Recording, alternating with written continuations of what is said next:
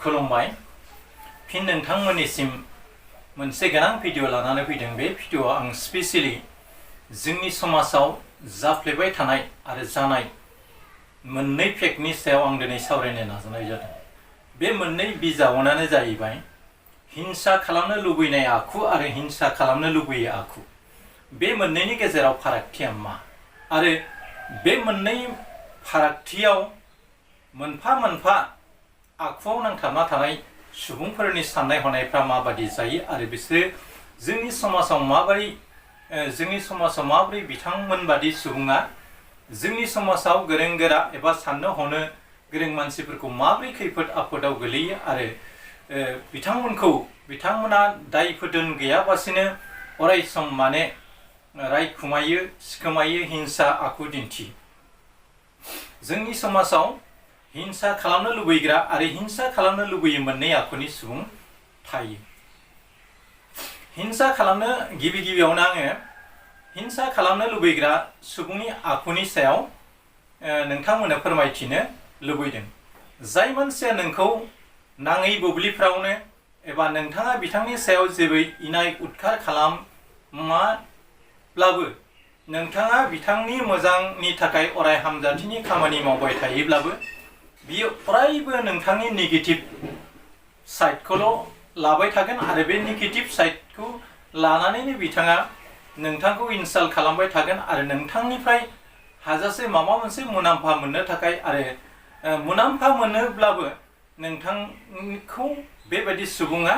माब्लाबाबो नोंथांखौ साबायखर बावनाय नङा। बिसोरो अरायसम नोंथांखौ हिंसा खालामबाय थागोन हल लाइफ बिनि गोरबोआव नोंथांखौ हिंसा खालामनाय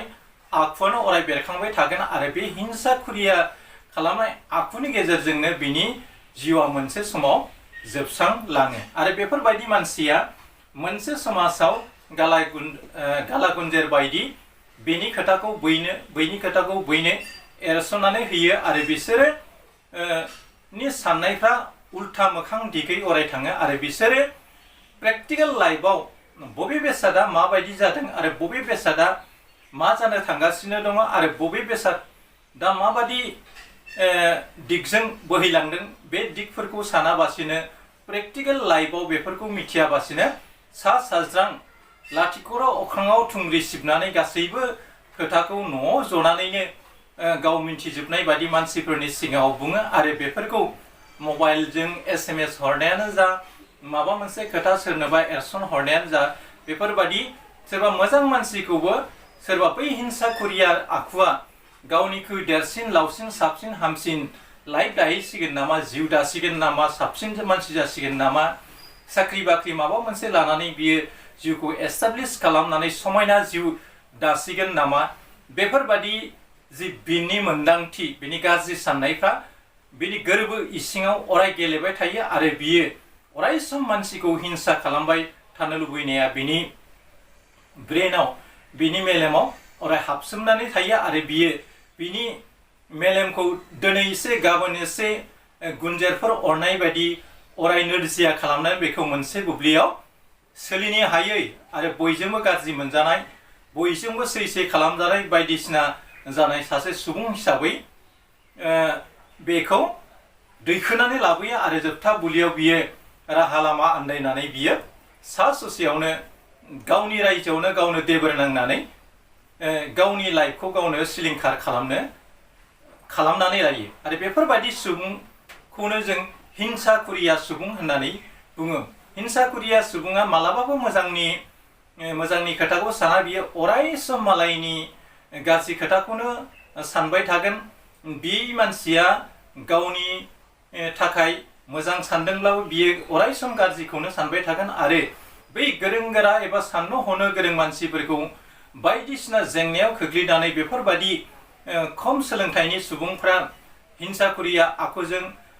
गिदिर गोलाव एबा सोरबा साननो हनो गोरों मानसिनि मेलेमाव अराय दै फुदुंनाय बादि जानानै बिसोरो बिथांखौ बिजाथाय होनो नाजाबाय थागोन आरो बेफोरबायदि सुबुङा जोबथा बुब्लियाव गावथ' गाव मानसि जानो हाखाया मालायखौबो बे हिंसा खुरिया आखुनि सुबुङा मानसि जानायखौ लुबैया। बेनिखायनो जोंनि समाजाव बे हिंसा खालामनो लुबैनाय आरो हिंसा खालामनो लुबैयै मोननै आखुनि सुबुंनि गेजेरजों जों बिसोरनि आखल आखुखौ मोननो हायो। बेनिखायनो आङो गिबियावनो हिंसाकुरिया आखुनि जि साननाय मावनाय बेखौ आं फोरमायग्रोबाय। दानिया हिंसा कुरिया थामहिनबा रावखौबो इनाय उदखार खालामै, रावनिबो इनाय मावै सुबुं थारमाने हिंसा खालामै सुबुंनि साननायफ्रा मा जायो? रावखौबो हिंसा खालामनो गोसो गैयै सुबुंनि साननाया अराय नर्मेल। बियो सानो सारा बुहुमा गंसे न'खर आरो बेवहाय थानाय जिखि जाया थाखोनि सुबुङानो गावनि न'खरनि बिदा फंबाय, बिब' बिनानाव आरो बिसोरनि जौगानाया अराय जाहाथे मोजाङै थांथों, बिसोरनि देहा सोलेरा अराय मोजाङै दैदेनजालांथों, बेखौ साननानै बैफोरबादि थाखोनि सुबुङा आनान गसाइनाव आरज गाबो आरो बेफोरबादि सुबुङा गावनि पकेटाव जि मोजोमसे थाखा फैसा दङ बेफोरखौनो गाव लाखियाबासिनो खायसेनो दान होयो आरो गाव उखैजानानै मालायनि उखैनायखौ सुफुंनो नाजायो आरो अराय सम बियो सुबुंनि मोजांखौनो मावलांबाय थायो। नाथाय नेगेटिभ माइन्डनि सुबुङा बिथांमोनखौ उल्था बुजिनानै लायो। नाथाय बे हिंसाकुरिया आखु गैयै मानसिया अराय मानसिखौ मानसि बादि सानो, बयबो न'खरसेनि, बियो गावनि बिब' बिनानावनि बेन्दोंनि गेजेरावल' थाया, बियो दुलाराय बुहुमखौनो एबा दुलाराय माहारिनि मानसिखौनो गावनि न'खरनि बादि सानो। बेनिखायनो बै हिंसाकुरिया खालामै आखुनि मानसिया इसोरनि रायजोआव हाबनो हायो आरो बिसोरो माब्लाबाबो जिखि जाया खोथाखौनो प्रेक्टिकेल लाइफआव मोनथियाब्ला बिथांमोना बेखौ बुङा आरो गाव मेगनजों नुनानै बेफोरखौ मोनथियागौ माने बियो बेफोरखौ एक्सेप्ट खालामनानै लाया आरो गाव मोनथिनाय खोथाफोरखौ माबा मोनसे रिएक्सन जागोन नामा, माबा मोनसे बिजाथाय जागोन नामा बेखौ साननानै बियो गावनि गोरबोनि डायरियावनो लिरनानै दोनो आरो बियो सोरबा हिंसाकुरिया आखुनि सुबुङा बेखौ इनाय उदखार खालामबाबो बियो सहायनानै थायो। बेफोरबादि सुबुङा 100% गावखौ सहायनानै थानाय गुन थायो। नाथाय बै हिंसाकुरिया खालामै सुबुङा समाजाव ओरैबायदि टेनसन भुगिनो गोनां जायो आरो बेफोरबायदि सुबुङा गोबां टेनसनजों भुगिनानै बायदिसिना टेनसनजों साग्लोबजानानै गावनि जिउखौ मालायनि थाखायनो बावसोमनो गोनां जायो। दा बेफोरबायदि बिथिङा गावनि न'खरानो जा, समाजनि बिथिङावनो जा, बबेबा मोनसे राजखान्थि हान्जायावनो जा, बबेबा क्लाब हाउसनि सोद्रोमाफोरनि गेजेरावनो जा, बेफोरबायदि साननाया थायो। दा जोंनि समाजाव गोजौ थाखोनि सुबुंखौ गाहाय थाखोनि सुबुङा अराय गिनाय मोनसे फैयो, बियो जोंनिख्रुइ रोंसिनसिन, बियो जोंनिख्रुइ साननो हनो गोरोंसिन आरो बियो सरकारि भाबै जिखि जाया खामानि मावनायाव जोबोरै एक्सपार्ट, बियो गासैबो जोंनि मोन्थाइफोरखौ सेबस'नानै गाव लाजोबगोन नामा बेफोरबायदि सानो। नाथाय हिंसाकुरिया आखुनि सुबुङा सोरबा गोरों मानसिनि गेजेरावबो थानो हागौ, नाथाय बांसिनै बियो सानगोथे खम सोलोंथाइ मानसिनि बिथिङाव बे खोथाया रुजुयो। मानोना खम सोलोंथाइनि मानसिया गासै खोथाफोरखौ सिरियास भाबै साननानै नाया आरो गुदि गुदि A to Z बिनि जि बिजाथाय एक्सन आरो रिएक्सनखौ साना। बिसोरो खुगायाव जि फैयो बिसोरो लागाम गैयै बादि बिसोरो खोथाफोरखौ गावसोरसो बै गोरों गोरा मानसिफोरनिख्रुइ साबसिन हामसिन रोंसिनगौ बिदि साननानै गावनि मोन्थाइखौ मोननो थाखाय बेफोरबायदि सुबुङा बै गुनि गियानि आरो साननो हनो गोरों मानसिफोरखौ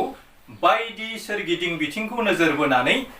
खोथा बुङाबासिनो थोंजोङै बिथांमोनखौ जावो, इनाय खालामो, मानसिफोरनि सिगाङाव बिथांमोननि उल्था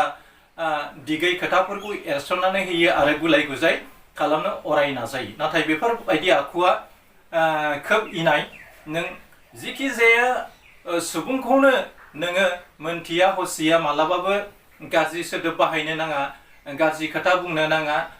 बेनिखायनो जोंनि समाजखौ नोंथाङा जिबायदि नोंथांनि उदैनि गांनायखौ नोंथाङा जेरै सुफुंनानै नोंथाङा गोजोनै थांनानै थानो लुबैदोंबा गावनि गथ' गथायखौ लानानै नोंथाङा नोंथांनि न'खरखौ ग्रें ग्रें आलो गोजोनै दैदेनलांनो लुबैदों, थाखा फैसा बायदि सोरबिथिंखौ लानानै, बेबादिनो बै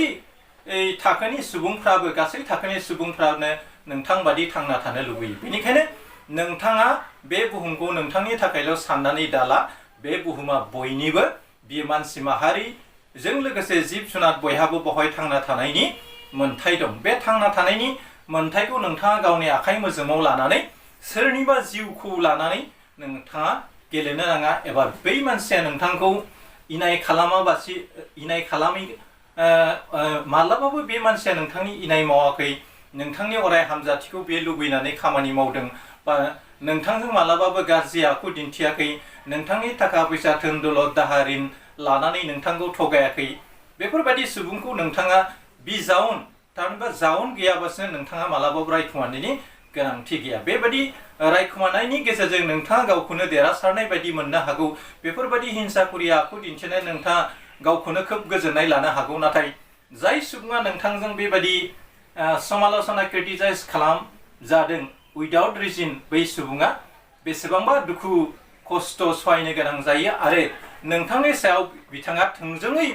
एक्सन लाया बियो नंगौ नाथाय आरो बैफोरबायदि हिंसाकुरिया खालामै आखुनि मानसिया जेब्ला रागा जोङो नोंथांनि बै हिंसाकुरिया आखुआ बिथांनि जि रागा आरो बिथांनि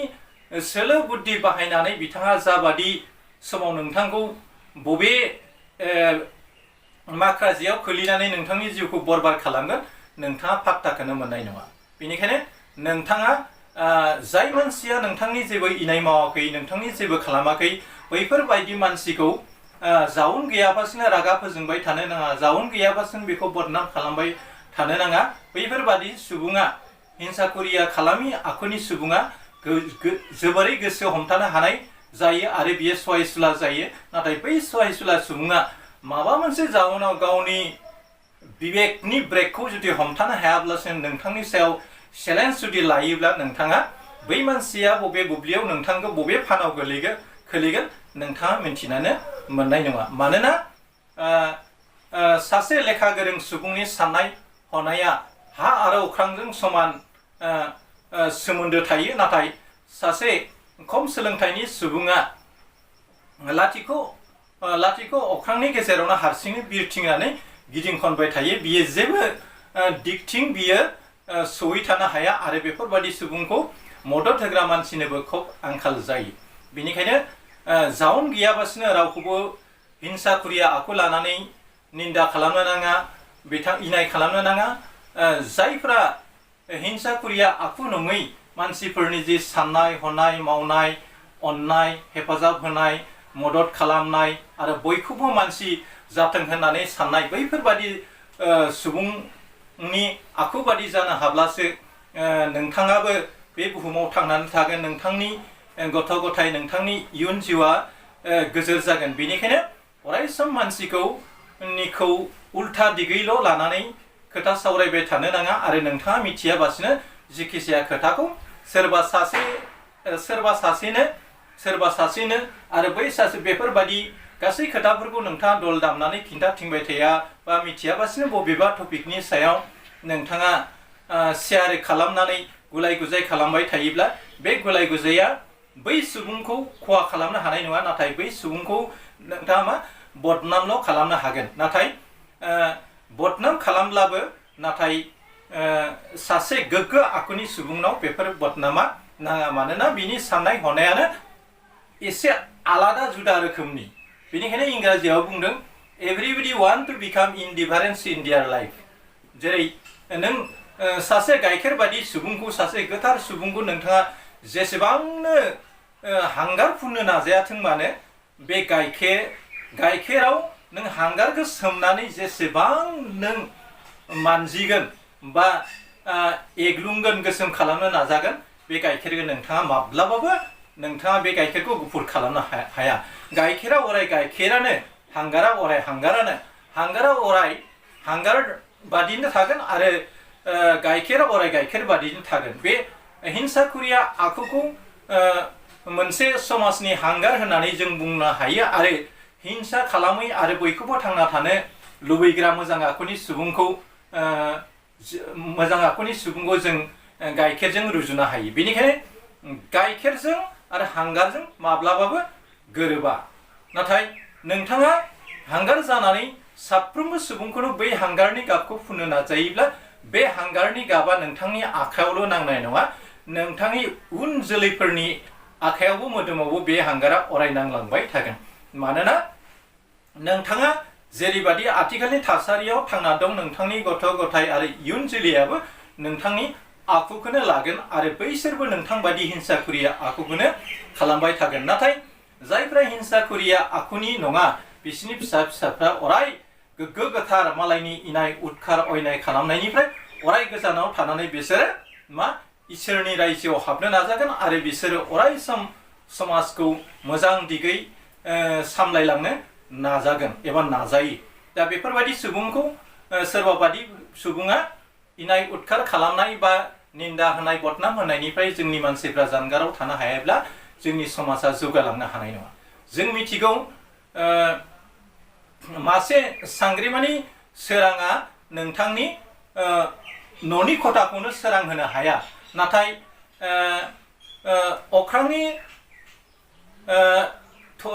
अख्रांनि थरसे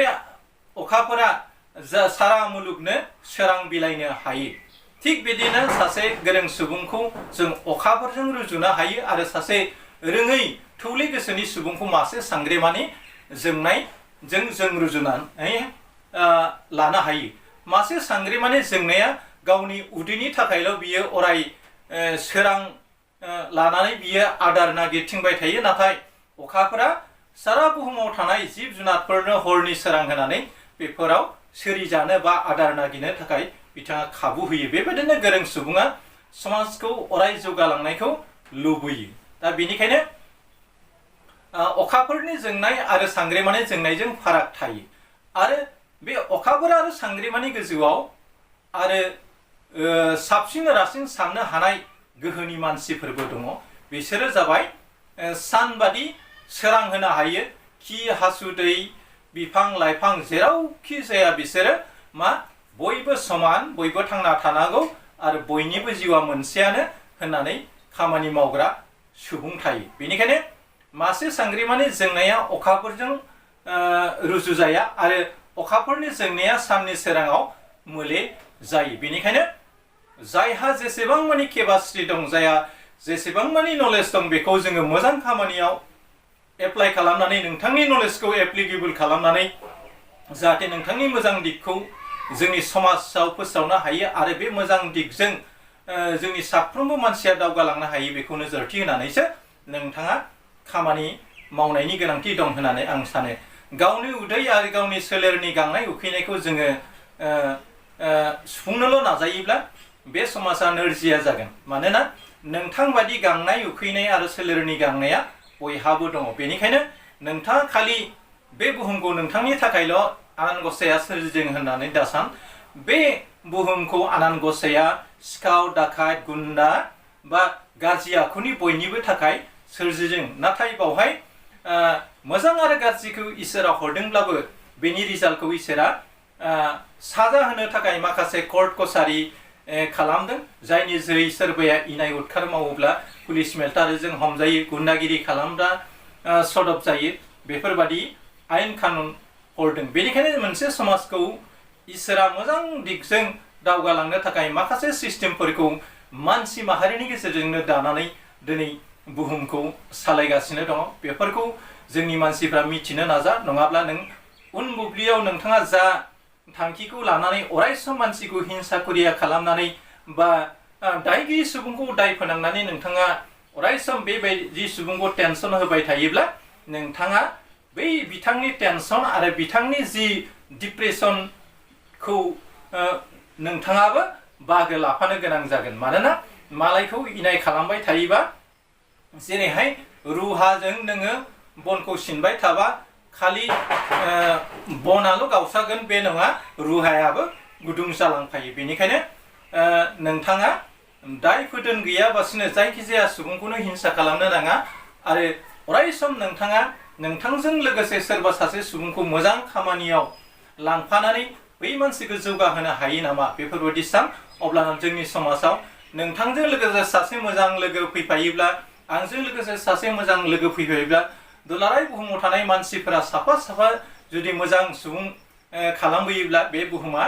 अराय मोजां मानसिनि